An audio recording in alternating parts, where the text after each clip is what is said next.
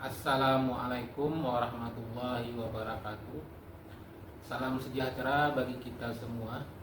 Perkenalkan, nama saya Haris Kurniawan, dosen tetap program studi pendidikan informatika Universitas PGRI Sumatera Barat dengan nomor NIDN 10.01.05.86.03. Izinkan saya menyampaikan pernyataan diri dosen dalam unjuk kerja Tridharma Perguruan Tinggi atau PDD UKT PT.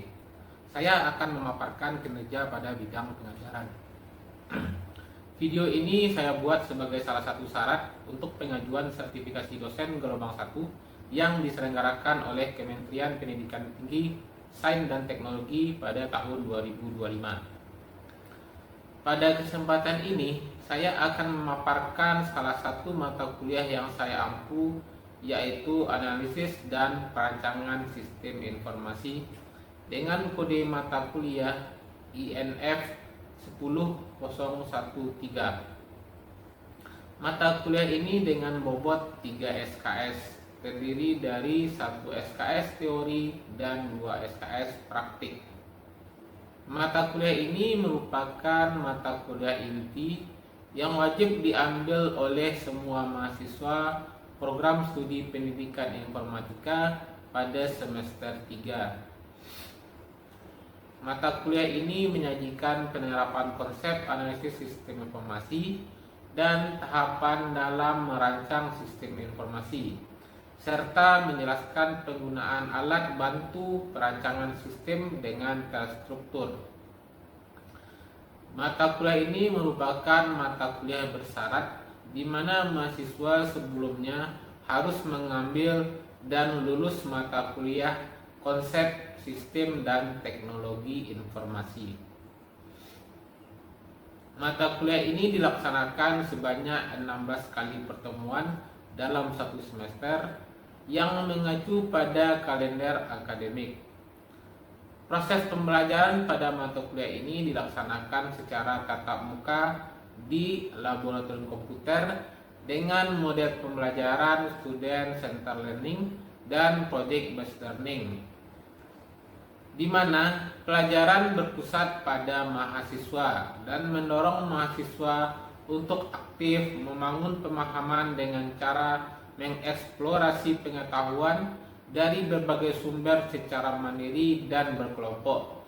Kemudian pada akhir semester dituntut mahasiswa untuk dapat membuat proyek sehingga menghasilkan sebuah produk berupa aplikasi atau sistem informasi. Selain itu, mata kuliah ini juga dikombinasikan dengan pembelajaran daring dengan memanfaatkan platform learning management system pada situs elearning.uglisba.ac.id. Pada LMS ini, mahasiswa dapat melihat RPS, materi pembelajaran, video pembelajaran, tugas, dan lain-lainnya. Dengan itu, mahasiswa dapat melihat materi pembelajaran dan mengulang-ulang kembali materi yang sudah pernah dipelajari sebelumnya. Dalam pelaksanaan perkuliahan ini dilakukan dengan metode ceramah, tanya jawab, penugasan, observasi, praktikum atau proyek, dan presentasi menyesuaikan capaian pembelajaran mata kuliah di CPMK. Untuk mendukung pencapaian CPL program studi, pelaksanaan perkuliahan terdiri dari 3 unsur utama, yaitu sikap, pengetahuan, dan keterampilan. CPL program studi terdiri dari CPL 1 merupakan sikap, yaitu menunjukkan sikap bertanggung jawab atas pekerjaan di bidang keahlian secara mandiri.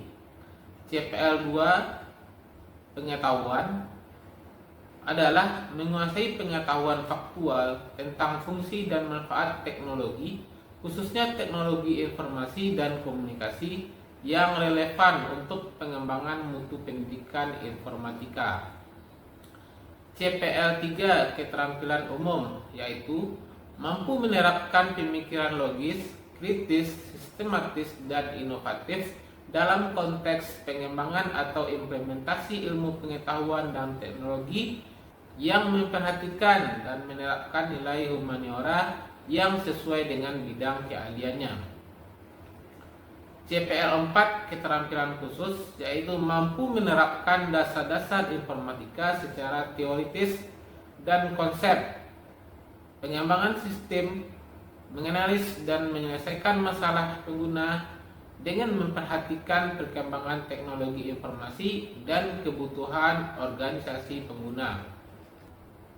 Setelah menyelesaikan mata kuliah ini, diharapkan mahasiswa mampu dalam penguasaan sikap, pengetahuan, dan keterampilan yang tertuang dalam capaian pembelajaran mata kuliah atau CPMK, diantaranya yang pertama, mampu memahami target kemampuan yang ingin dicapai melalui mata kuliah, memahami struktur perkuliahan, garis besar tugas, UTS, UAS, dan komponen-komponen serta kriteria penilaian.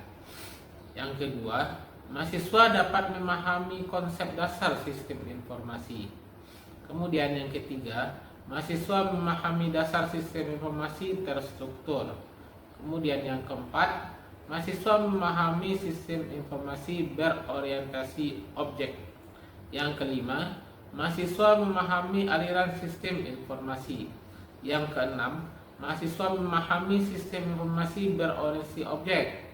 Yang ketujuh, mahasiswa merancang aplikasi atau sistem informasi menggunakan analisis sistem informasi.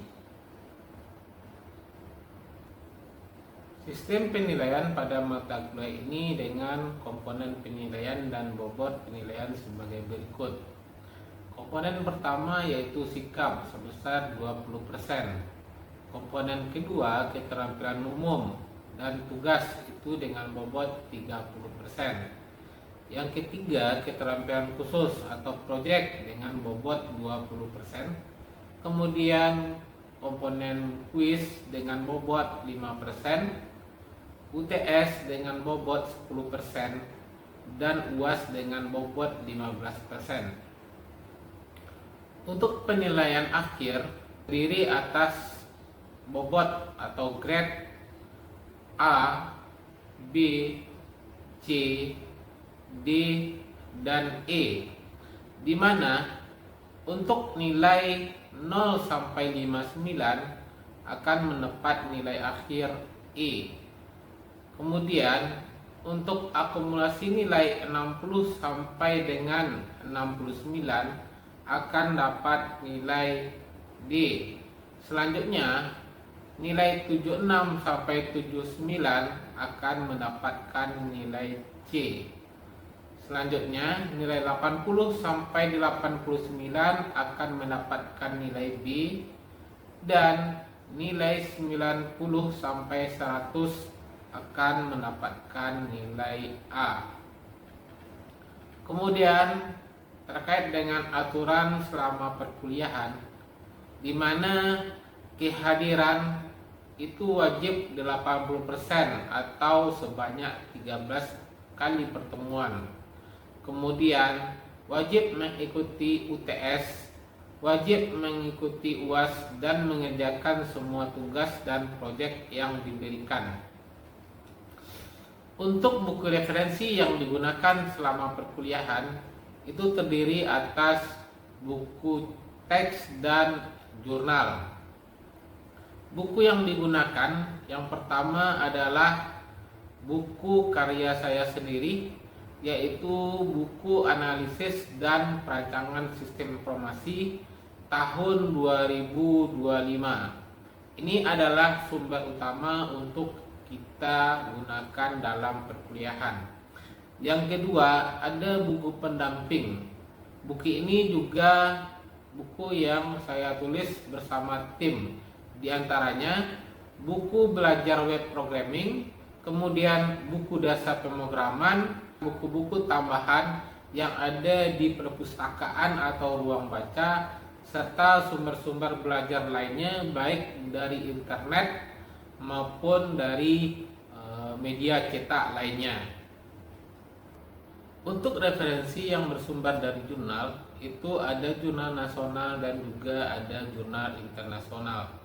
Jurnal yang kita gunakan merupakan jurnal yang saya tulis sendiri, dan juga ada jurnal-jurnal lain yang bersumber dari OJS atau dari internet. Baiklah, setelah ini saya akan memperlihatkan untuk kerja dalam bidang pengajaran. Assalamualaikum warahmatullahi wabarakatuh. Waalaikumsalam warahmatullahi wabarakatuh. Berjumpa kembali kita di mata kuliah analisis perancangan sistem, di mana saat ini kita sudah masuk kepada pertemuan yang keempat. Jadi untuk mengembangkan sebuah sistem itu kita menggunakan sebuah metode yang namanya SDLC. Sebelumnya kita sudah pernah ya belajar tentang SDLC. Apa kira-kira kepanjangan dari SDLC? Singkat, Software Development Life Cycle ya. Jadi itu kepanjangan dari SDLC. Pada perkuliahan kali ini kita akan mencoba menganalisis sebuah sistem di mana itu berdasarkan nanti data dari lapangan. Misalnya kita akan mengembangkan sebuah sistem informasi untuk sebuah kantor. Biasanya itu adalah sistem informasi kepegawaian.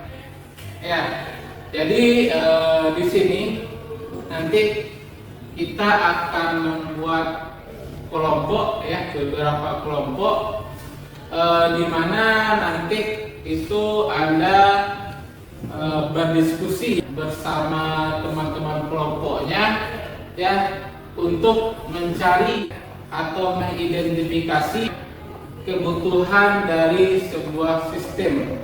Jadi untuk kasusnya sistem apa yang mau dikembangkan atau yang mau dianalisis itu bisa berdasarkan yang pernah Anda ketahui sebelumnya. Ya, misalnya apa? Sistem informasi akademik itu seperti sistem informasi yang Anda gunakan saat mengambil KRS, saat melihat nilai, ya, dan juga melihat jadwal kuliah. Nah, itu namanya sistem informasi akademik. Atau sistem informasi keuangan. Sistem informasi keuangan itu biasanya digunakan untuk pencatatan keuangan. Apakah itu transaksi jual beli atau transaksi pembayaran gitu. Ya. Jadi nanti tugasnya di sini Anda mencari sebuah kasus pengembangan terhadap sebuah sistem informasi. Ya.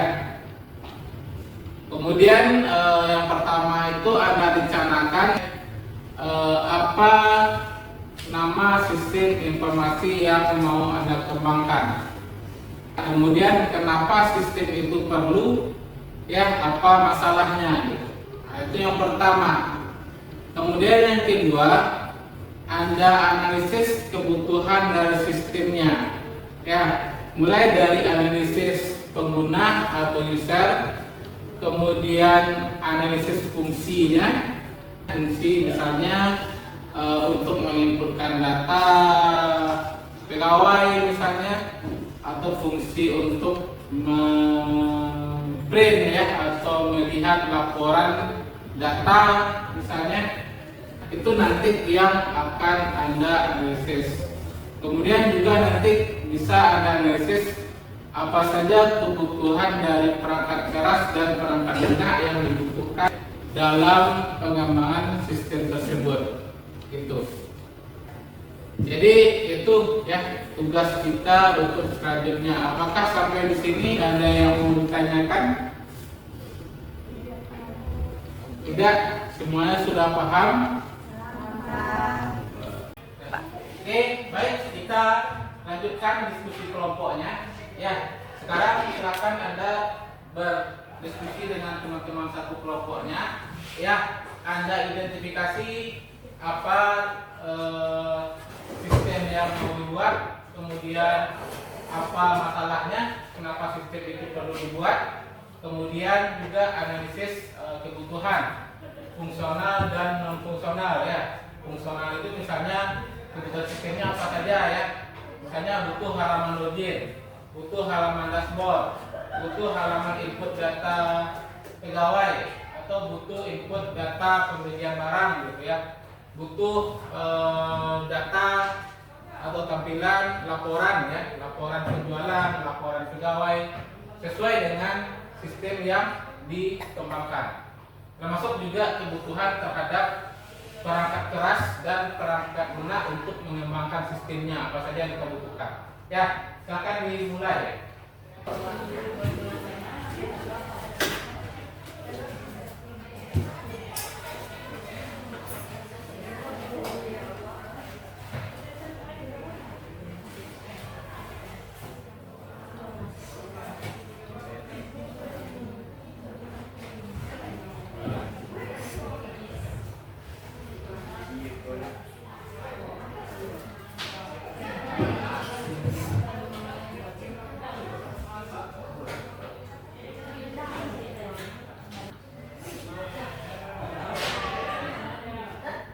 Ya, silakan dicatat ya.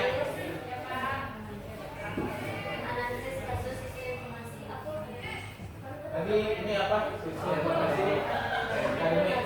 Ya, kenapa kita butuh sistem informasi akademik?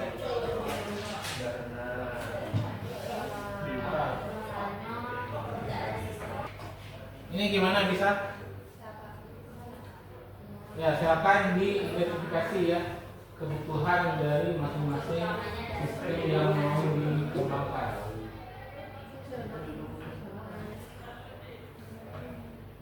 Baik, apakah saudara yang siap? Sudah.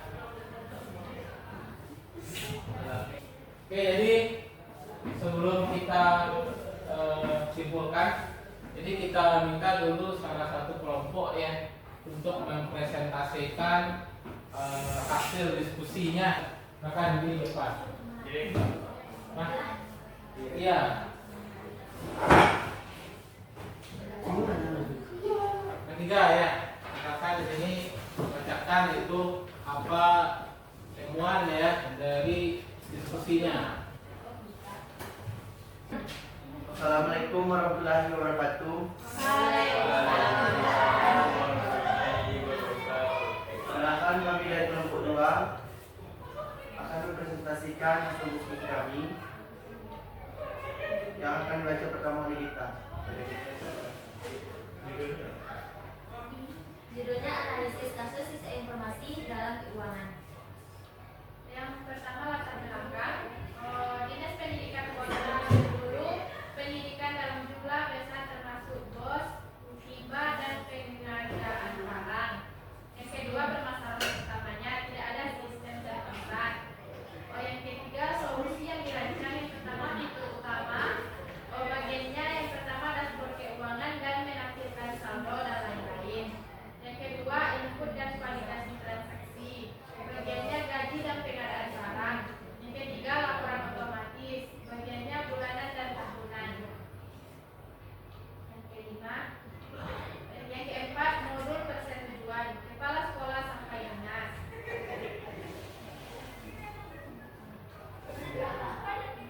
Dan selanjutnya itu interaksi pajak dan potongan yang terdapat otomatis, menghitung PPN, PPh dan lain-lainnya. Di sini juga terdapat analisis SWOT, mungkin perlu ada kekuatan dan kelemahannya. Di antara kekuatannya adalah data real time dan terinteraksi. Kelemahannya yaitu bentuk pelatihan staff. Yaitu selanjutnya di sini menggunakan perangkat kerasnya, perangkat lunaknya yaitu sistem operasi server yang sebagaimana spesifikasinya Ubuntu Server, Windows Server 2019 yang digunakan. Baiklah, hanya itu materi dari kelompok kami. Jika ada kurangnya kami mohon maaf. Kami sudahi dengan Assalamualaikum warahmatullahi wabarakatuh. ada mungkin di antara Anda yang mau menambahkan atau mau bertanya ya, silakan. Ya, Ya, akan boleh tanya. Sylvia. Ya, silakan. Berdiri aja. Ya. Baik, saya akan bertanya kepada kelompok penyaji, bagaimana mengidentifikasi potensi ancaman keamanan dalam sistem informasi. Sekian, terima kasih. Ya. Ada lagi? Kedamaian. Baiklah, bagaimana memastikan bahwa sistem informasi yang dikembangkan sesuai dengan kebutuhan organisasi dan dapat diintegrasikan dengan sistem yang sudah ada. Oke, ada ya. Oke, itu pertanyaannya ya. Silakan di depan diskusikan itu sebentar ya. Baiklah, saya akan menjawab pertanyaan dari Sylvia. Jenis ancamannya yang pertama phishing. Contohnya penipuan lewat email atau web palsu. Yang kedua, XSS menyisipkan skrip berbahaya ke halaman web. Kita kasih aplaus kepada kelompok yang sudah tampil dan juga kepada kelompok ya atau teman-teman yang sudah bertanya ya. Jadi silakan duduk ya. Hasil diskusi kita pada hari ini, di mana kenapa kita perlu melakukan analisis terhadap sistem, ya itu gunanya agar kita mengetahui apa permasalahan yang ada di lapangan, ya. Kemudian juga bagaimana menyelesaikan masalah itu. Kemudian juga kita mengetahui itu apa saja kebutuhan dari si pengguna sistem terhadap sistem yang akan kita kembangkan, agar sistem yang kita kembangkan nanti sesuai dengan kebutuhan pengguna. Jadi nanti itu akan mengacu kepada kualitas terhadap sistem yang akan dikembangkan. Itu pentingnya sebuah analisis perencanaan sistem.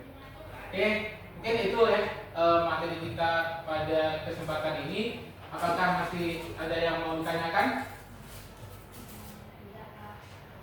Tidak ada?